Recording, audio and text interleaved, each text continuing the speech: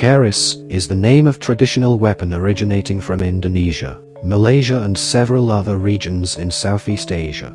This weapon has a curved blade, often equipped with a beautiful and carved hilt. Keris are not only used as weapons, but also have high symbolic, mystical and aesthetic value.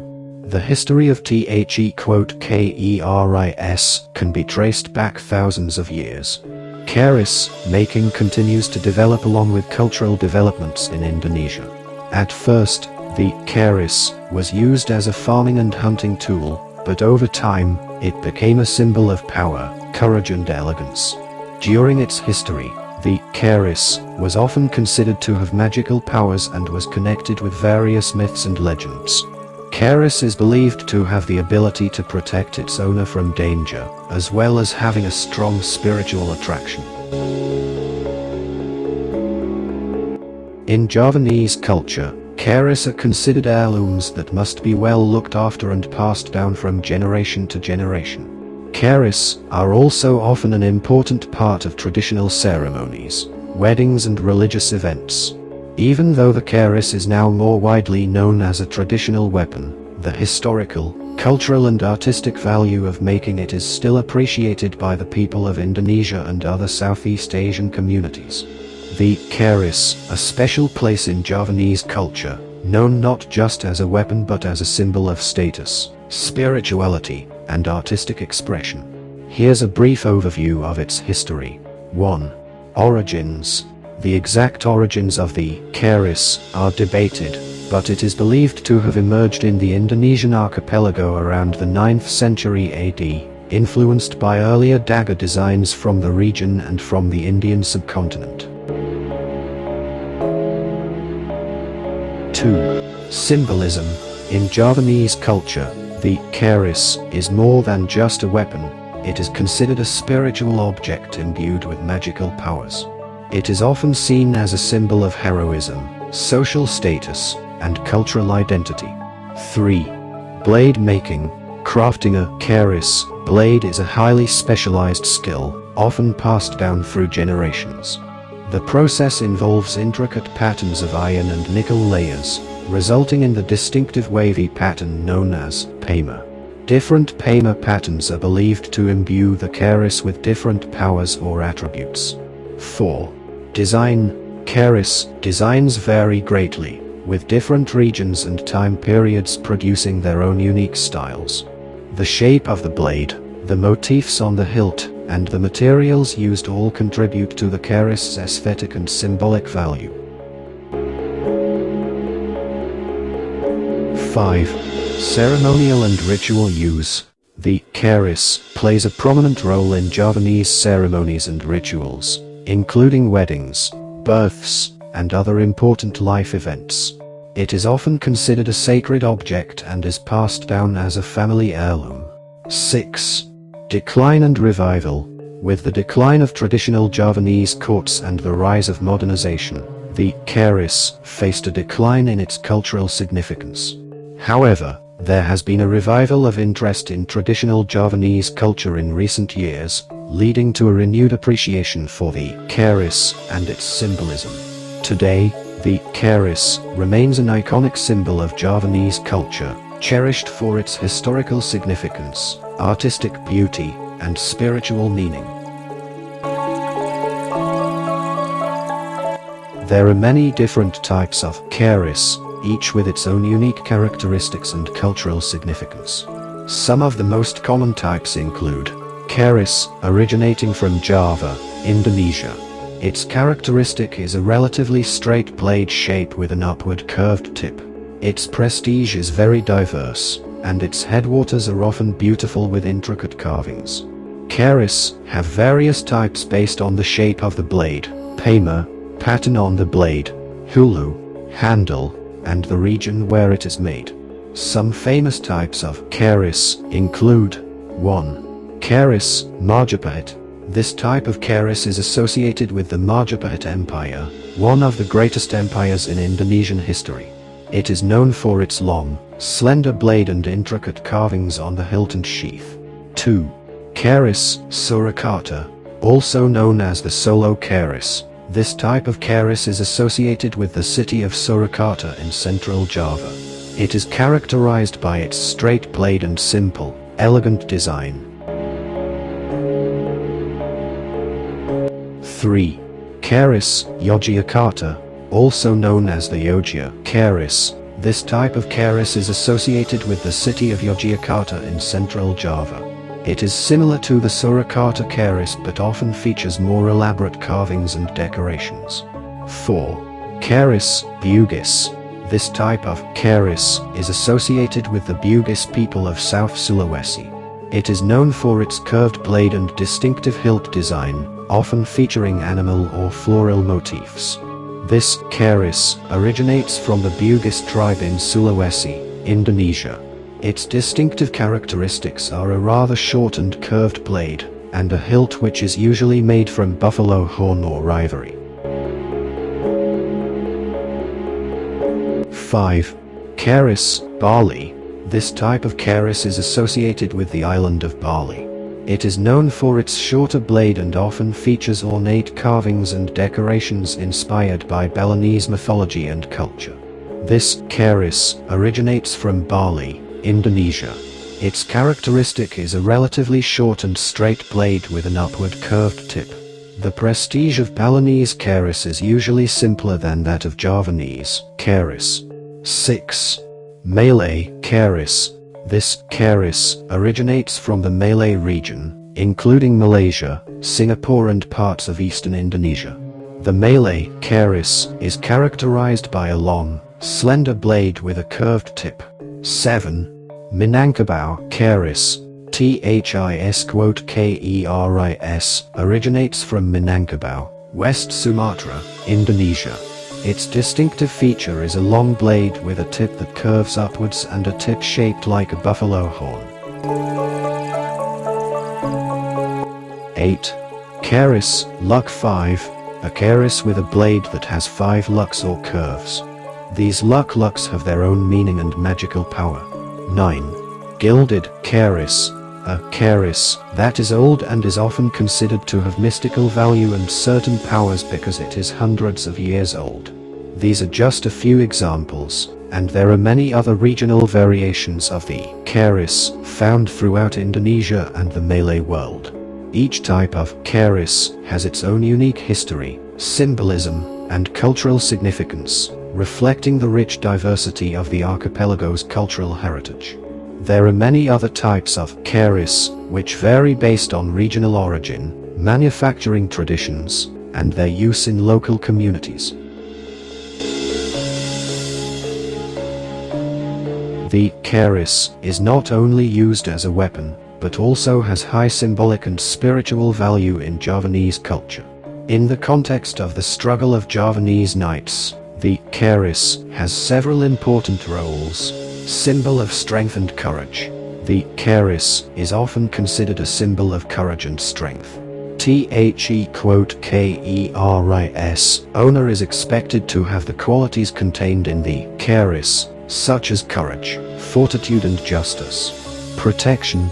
The keris is believed to have magical powers to protect its owner from harm. Javanese warriors may have believed that carrying a keris would provide extra protection during battle or in everyday life. Respect for culture and tradition. Using a keris in battle or as part of a warrior's attire is a way to honor Java's rich traditions and cultural heritage. Importance of pema and tuwa. The pema, patterns on the blade, and tuwa, magical energy, of the keris are considered very important. A keris with prestige and good luck is considered stronger and more valuable, so its owner can use the keris with greater confidence. Keris, for Javanese people, is seen and treated as a symbol and also status for its owner. Almost every Javanese aristocratic family can be sure of having a family heirloom keris, which has unique properties or special features in the kitchen, risakan, or katiasan or prayer words. Moreover, the keris is an heirloom for the kings of Java. There are several heirloom Keris belonging to kings in Java that are well known to the public, including the Mpu Gandring Keris. This Keris is one of the famous heirlooms in the history of the founding of the Singasari kingdom. This heirloom is famous for its curse which claimed victims from the family of King Singasari, including its founder and wearer, Keris.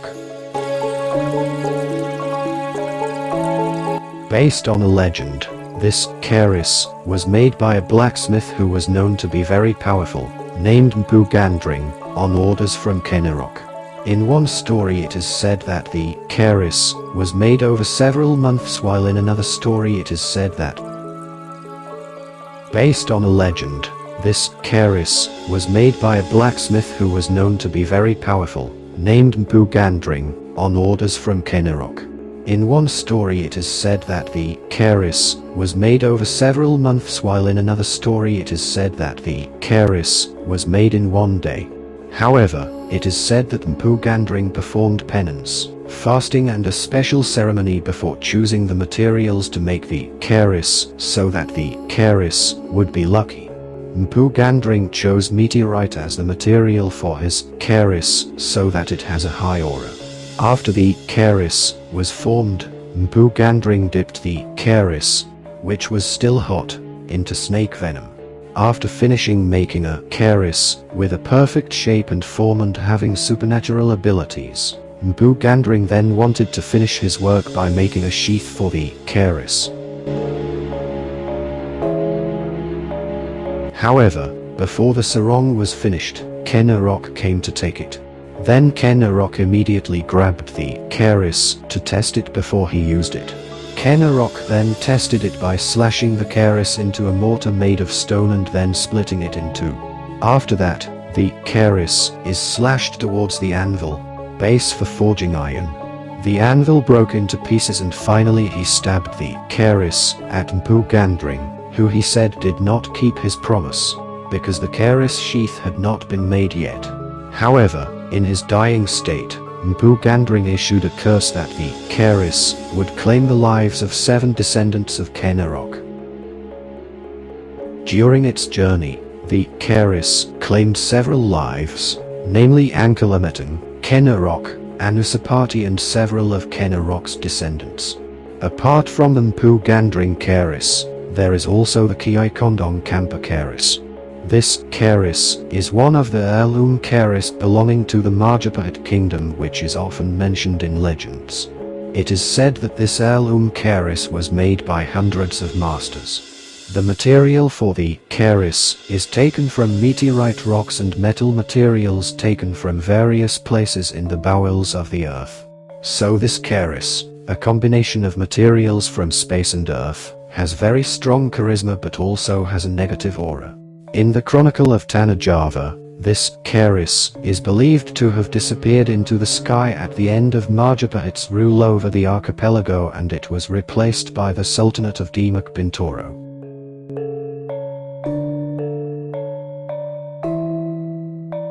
Apart from that, there is the Keris Kiai Sengkalat. This 13-luck Keris was made during the Majapahit era, 1466 to 1478, namely during the reign of Prabu Ketabhuni, Brawijaya V, by Mpu Supa Mandagri. Mpu Supa is one of Sunan Ampel's students. It is said that the material used to make Kiai Sengkalat is cis, a pointed iron for driving camels. It is said that Sunan Ampel got the iron while he was praying. So Mpu Supa gave the iron to make it into a sword. However, the Mpu felt it would be a shame if this Dosanaji iron was made into a sword, so he made it into a 13-shaped Keris and gave it the name Kiai Sengkalat. When finished, he handed it over to Sunan Ampel. The Sunan became disappointed because it did not match what he wanted. According to him, the Keris is a Javanese culture that has a Hindu smell. The iron should be made into a sword that is more suited to Arab culture, the place of origin of Islam. So Sunan Ampel suggested that Kiai Sengkalat be handed over to Prabu Brawijaya V. When Prabu Brawijaya V received the Keris, The Prabhu was very amazed by the greatness of Ki Singkalat's Keris. And finally the Keris became one of the royal Piandal mascots, and was given the title Kangjeng Kaya Jeng Puro, having a special place in the palace's heirloom warehouse. The new heirloom became so famous that it attracted the attention of the Duke of Plambangan. The Duke ordered his trusted people to steal the heirloom for the glory of Plambangan, and it was finally stolen. Then there is the Kanjeng Kiai Jenang Kunto Keris, which was made during the Mataram Kingdom era. At that time, the King of Mataram ordered all his residents to deposit a needle each into the palace. This was carried out for a population census to find out the number of residents in Mataram. By requesting the services of the Master Ki Supo Enom, Ki Nom, as many needles as there are people in the country of Mataram are then made into Keris. So there was a Keris, which was named Kanjeng Kiai Jenengkunto. Then there is the Kanjeng Kiai Pema Keris. Keris is one of the heirlooms of the Surakarta Hadinagrat Palace, which was made during the era of Paku Buwana IV. This weapon was made from the remains of a meteorite that fell around Prambanan Temple in 1801. The specialty of this weapon is that it can penetrate metal if stabbed. Keris Kanjeng Kiai Pakampilan. This Keris is also an heirloom of the Surakarta Hadinagrat Palace, which was made by Empu Brojoguna during the era of the King of Surakarta led by Paku Buwana, PB 6. 6 ordered all the drums in Java to be collected. Once collected, the drum nails are used as material for making the Kanjeng Pakampilan Keris. So after the Keris is finished, it is believed to be effective because the material is taken from a holy place for Muslims where they have been prayed for years. Cultural heritage. The use of the Keris in the Javanese warriors' struggle is also a way to preserve and pass on ancestral culture and traditions to future generations. With its symbolic, spiritual and historical values, the Keris is more than just a weapon in Javanese culture, but is also an important part of identity and cultural heritage that must be protected and respected.